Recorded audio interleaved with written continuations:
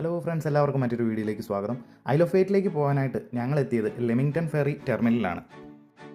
Ticket എടുക്കുമ്പോൾ തന്നെ ഏകദേശം 1 മണിക്കൂർ മുമ്പ് തന്നെ ബോർഡിങ്ങിനായിട്ട് എത്തിച്ചേരാൻ നമുക്ക് ഇൻസ്ട്രക്ഷൻ കിട്ടും. അതനുസരിച്ച് 9 മണിക്കത്തെ ഫെറിക്ക് പോകാനായിട്ട് 8 മണിക്ക് തന്നെ ഞങ്ങളവിടെ എത്തി.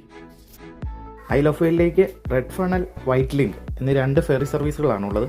അതിൽ വൈറ്റ് ലിങ്ക് യാർഡ്മൗത്തിലേക്കും ഫിഷ് ബോണിലേക്കും റൈഡിലേക്കും, റെഡ് ഫണൽ സൗത്ത് ആൻറ്റണിൽ നിന്നും വെസ്റ്റ് ഹൗസിലേക്കുമാണ് സർവീസുകൾ നടത്തുന്നത്. ഞങ്ങൾക്ക് പോകേണ്ട ഫെറിയാണിത്. അതിൽ നിന്നുള്ള കാറുകളൊക്കെ പുറത്തേക്ക് പോകാൻ തുടങ്ങി. ആദ്യമായാണ് ഞാനൊരു ഫെറിയിൽ യാത്ര ചെയ്യുന്നത്, അതുകൊണ്ട് തന്നെ ഞാൻ കുറച്ച് നെർവസ് ആയിരുന്നു. പക്ഷേ സ്റ്റാഫ് കറക്റ്റായിട്ടുള്ള ഇൻസ്ട്രക്ഷനൊക്കെ തന്ന് ഓരോ ഡെക്കിലേക്കും നമ്മുടെ കാറുകൾ കയറ്റിവിടും. വൺസ് നമ്മൾ കാർ പാർക്ക് ചെയ്ത് കഴിഞ്ഞാൽ അതിലുള്ള പാസഞ്ചേഴ്സ് മുകളിലെ വെയിറ്റിംഗ് ഏരിയയിലാണ് ഇരിക്കേണ്ടത്. അതുകൊണ്ട് ഞങ്ങളും ഏറ്റവും ടോപ്പ് ഫ്ലോറിലേക്ക് പോയി. ആദ്യത്തെ എക്സൈറ്റ്മെൻറ്റിൽ കുറച്ച് കാഴ്ചകളും ഫോട്ടോസും ഒക്കെ എടുത്ത് അവിടെ വെയിറ്റ് ചെയ്തു. രാവിലെ നല്ലൊരു ക്ലൈമറ്റ് കണ്ടുകൊണ്ട് ഞങ്ങൾ ആരും തന്നെ ജാക്കറ്റൊന്നും എടുക്കാതെയാണ് ടോപ്പ് ഫ്ലോറിലേക്ക് പോയത്. പക്ഷേ തണുപ്പ് അനുഭവപ്പെട്ടപ്പോഴത്തേക്കും കാറിനുള്ളിലേക്ക് തിരിച്ചു പോകാൻ പെർമിഷൻ ഇല്ലാത്തതിനാൽ ഞങ്ങൾ താഴത്തെ കഫറ്റേരിയയിലേക്ക് പോയി.